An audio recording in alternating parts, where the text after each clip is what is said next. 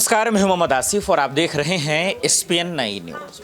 मनीष सिसोदिया की गिरफ्तारी के बाद दिल्ली कैबिनेट में भूचाल तो मचा ही है, लेकिन साथ ही साथ जो उनकी जगह पे मंत्री बना है उनके लिए भी इतना राह आसान नहीं है। मनीष सिसोदिया दरअसल कल कोर्ट में पेश भी हुए, लेकिन उसके बाद ईडी ने जो खुलासे किए, शराब घोटाले मामले में तरह तरह के नाम गिनाए, वो मुसीबत नहीं एक आफत बनकर अरविंद केजरीवाल के लिए आ गई है। और इसलिए मैं जिक्र कर रहा हूं क्योंकि आतिशी और सौरभ भारद्वाज ने जो खुलासे किए हैं वो चौंकाने वाले हैं, वो केजरीवाल के लिए परेशान करने वाले हैं। इसलिए पहले समझना पड़ेगा कि अब दरअसल दिल्ली सरकार का होगा क्या मनीष सिसोदिया पूरी सरकार के लिए आफत तो नहीं बन गए। मतलब बीजेपी की बात नहीं कर रहा हूँ, सिर्फ आम आदमी पार्टी की बात कर रहा हूँ। इसलिए एक रिपोर्ट से समझने की कोशिश करते हैं कि क्या वाकई में सीएम अरविंद केजरीवाल क्या अपने ही जाल में फंस गए हैं। शराब घोटाला क्या उनकी सरकार को ले डूबेगा। सवाल ये भी है कि भले ही मनीष सिसोदिया की जगह सौरभ भारद्वाज और आतिशी को जगह तो मिल गई है, लेकिन क्या बीजेपी अब उन्हें भी नहीं छोड़ेगी। इस पूरे सवाल के जवाब को हम इस रिपोर्ट से समझते हैं, फिर आपको बताते हैं कि दरअसल होगा क्या। जरा इस रिपोर्ट को देखें। सौरभ जी, सबसे पहले आपको बधाई और प्राथमिकता क्या रहने वाली है?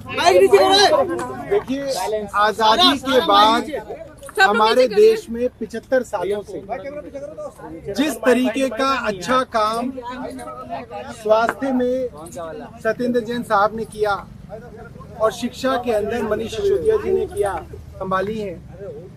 जैसे भगवान राम जब वनवास गए तो 14 साल तक उनके भाई भरत ने उनका कामकाज संभाला, तो मैं और आतिशी भी उसी तरीके से मनीष जी का और सत्येंद्र जैन साहब का काम संभालेंगे और ईश्वर से ये निवेदन करेंगे, प्रार्थना करेंगे कि वो जल्द से जल्द जेल से रिहा होके आएं और अपना काम वापस संभालें।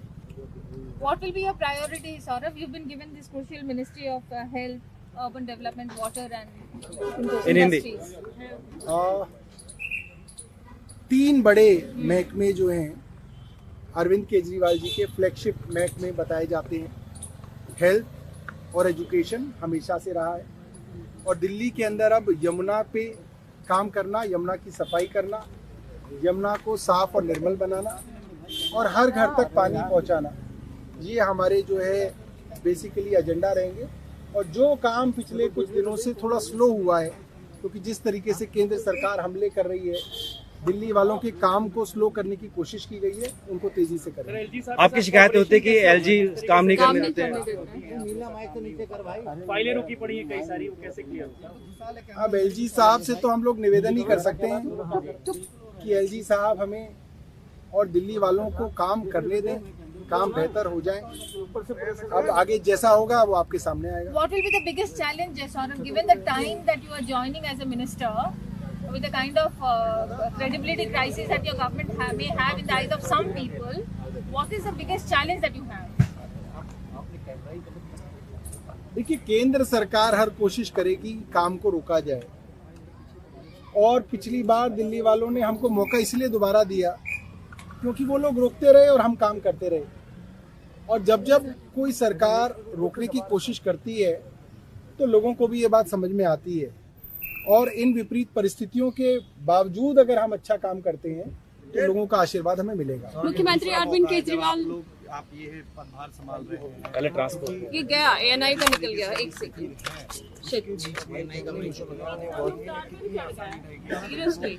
आगे बढ़ाने के लिए जो आपने जिस तरीके से कहा, हेल्थ जो है एक बहुत बड़ा मौका है। सर थोड़ा सा आगे आ जाइए। आम आदमी पार्टी को साबित करना होगा। एएनआई का तार छोड़ो बोलने तो केंद्र सरकार बहुत हमलावर है, और जिस तरीके के हमले केंद्र सरकार आज आम आदमी पार्टी पे कर रही है, इस तरीके के हमले कभी नहीं देखे गए। किसी अपोजिशन पार्टी पे इस तरीके के हमले सुने भी नहीं गए कि आपके दो सबसे बड़े नेताओं को जेल में डाल दिया हो और एक विच हंट चल रहा हो कि किसी ना किसी तरीके से इनकी पार्टी के नेताओं को जेल में डाला जाए। तो परिस्थितियां बहुत जो है अच्छी नहीं है। मगर पहले की तरह इस बार भी दिल्ली वालों के लिए काम करें। So will you be able to fill in the shoes of Manish Sisodiya? आपको लगता है कि आप भर पाएंगे? देखिए, केंद्र सरकार ने दिल्ली सरकार के 2 वरिष्ठ मंत्री, हमारी पार्टी के 2 सीनियर नेताओं को, मनीष सिसोदिया जी को और सत्येंद्र जैन जी को झूठे केसेस और झूठे आरोपों के तहत जेल भेजा।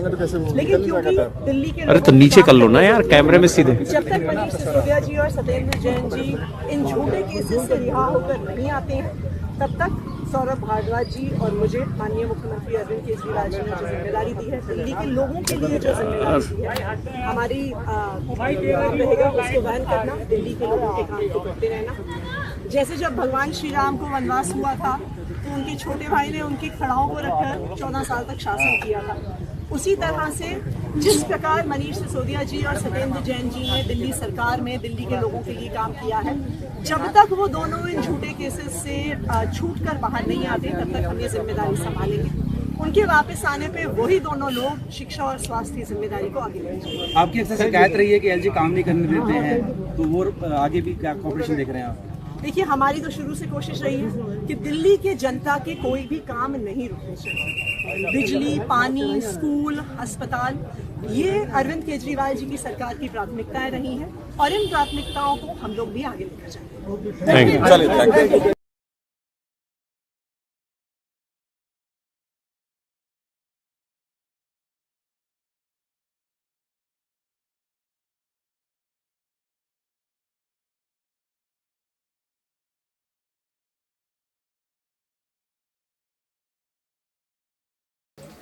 रिपोर्ट देखा आपने और देखकर आपको यह एहसास हो गया होगा कि दरअसल दिल्ली सरकार के लिए अब बचना, उनके कैबिनेट में मंत्रियों का बचना कितना मुश्किल हो गया।